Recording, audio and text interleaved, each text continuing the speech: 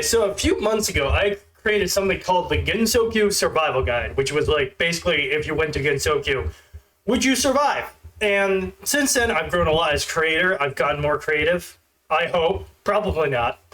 And I saw Genso Chronicle create his own spin on it, and I was like, maybe I can do a better version. So here I am. I'm going to try my hand at rebooting the survival guide. Okay, so let's say you're a random Joe Schmo. Yukari doesn't take you. You're lucky there. You get lost, okay? You show up in Gensokyo, and from there, let's say you find yourself in a field. Not Yuka's, although that would be beneficial because she's pretty nice to humans. You're just in a random field. There's no landmarks, so you wander around, and you try to get your bearings. The bonus point is you have knowledge of Touhou, and you're like, oh my god, this is Gensokyo. I recognize this and that and this and this. So let's say you're walking, and it's broad daylight, so there's no feral yokai about to rip your face off, thankfully. And, okay, now, are you going to survive or thrive? The key here is thrive, because surviving is boring, and so we're going to suspend some disbelief, and we're going to talk about how you can become a true gangster in Gensokyo. So, first things first, you're going to play so Gensokyo isn't that big, relatively speaking, so you can actually see the human village off in the distance, so you're like, I'm going to go there. So you head off to the friggin' human village, you're like, blah, blah, blah, blah, blah, where am I going? And you enter the main gate, they're like, hey, are you a yokai? And you're like, I sure hope not. So you're let in, and from there, you get to take your time, whatever. And this is basically a best case scenario we're going with. Like, you show up where you won't immediately die, so that's good. So you get a job as let's say, a worker at whatever place that Zasaki Warshi works at, that bar. I forget her name. Mioi Okunoda? I believe that's it. But you work there, you get some money, you work your way up, but you're like, I'm not content just being a waiter or whatever. I want to become a badass. So what do? Well, there is one person in the village, besides Mamizo and Sekibanki, who could teach you how to fight, and that's Kane. So you go to the school, you talk to her, you let her know your situation. She's like, you know what? That's cool. I respect that. We could always use more guardians for the human village. So she teaches you Danmaku. She gets you a flight car. You can fly now. Pretty awesome. And you start working your way up. You're doing pretty good. And then from there, you're introduced to Reimu, and she's like, yo, you want to go back to the outside world? I can do that. And that's when you're met with a choice. Do you go back to your boring 9-to-5 job or college or whatever you're doing? Or do you stay in this land of fantasy and just ball in? Obviously, the answer is simple. If you're doing good, might as well stay. So you stay.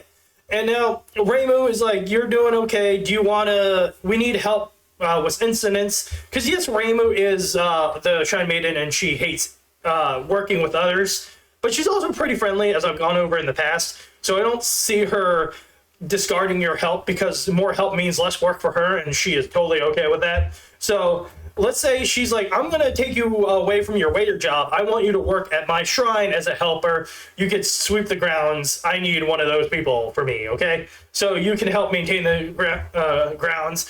And with your presence, you actually make it more friendly to humans, and they're like, hey, look, there's more lively here. And even though yokai hang around the thing, you shoo them away. You're like, hey, people are coming. Stop it. Get out of here. Shoo. And you spray them with, like, water or something. And you're allowed to do that because Reimu's right there. What are they going to do? Try and attack you? No. So you make a good scenario for the Hakure Shrine. It starts making money. Reimu's happy, obviously, because she's getting money.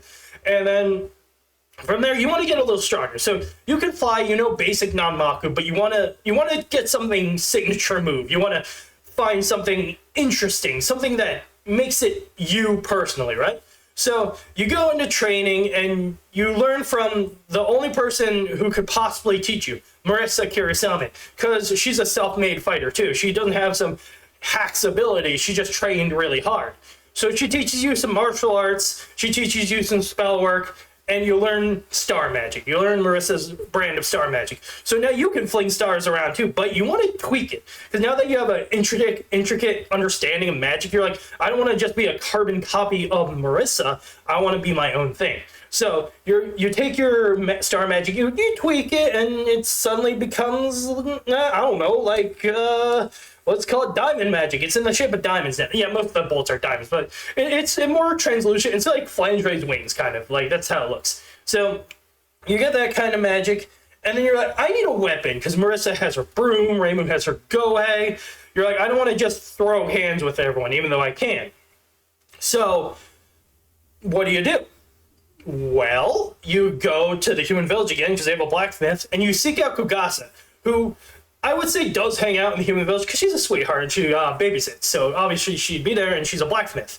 So you're like, hey, Kugasa, do you think you can build me a weapon? And obviously she'll be surprised, because you're like, you're asking me something? So she instantly likes you, because, like, you're acknowledging her. So if the surprise joke, I was surprised. Go figure. So, what do you want? Basically, you know, you could never be a swordsman because that takes dexterity, and you're as a practice, you're no Yomu. You don't want to be a broom user because that sounds kind of annoying. Gohei is Reimu thing, so what do you go with? You need something that's strong, that's not that hard to pick up, but something that does have skill to it. So you pick up a war hammer. You now have a hammer. It's hammer time. So you actually develop Danmaku based around your hammer, and you go swing it, swing, swing. So now you can create shockwaves with your enchanted hammer, which you said was the best thing ever, and Kugasa, and you surprised Kugasa with that. And you were surprised yourself, so it's like a mutual beneficent surprise. So Kugasa's like, you're my #1 client now. Come back if you need anything more. So that's squared away. So now you have your mythical hammer of mythicalness, and you're smacking around people. You're working your way up in the totem pole. But now, here comes the hard part. Now is an incident. What incident? I don't know. We're going to make up one for this scenario. So, the incident is a giant triangle appears. It could be Bill Cipher. I don't know. But it's Gensokyo, so nothing makes any sense. The triangle wants to destroy everything because it's not symmetrical or whatever the fuck. So, it starts turning trees into triangles. And it's up to you and the other incident solvers to solve the day. But they don't want to share. Reimu's okay with sharing. She's like, I don't fucking want to. That's a fucking triangle. I don't want to deal with that. So you, Marissa, Yomu, Sakuya, and Alice all do rock, paper, scissors. You win. It's your go first. You get to fight the triangle. So you go up there with your hammer, you're smacking it, you're beating it up, and then it gets a lucky hit, and you're like, oh no, and you falling around with, and then you're like, oh, why am I not strong enough? And then you realize you're a side character and Reimu defeats it in one hit. The end.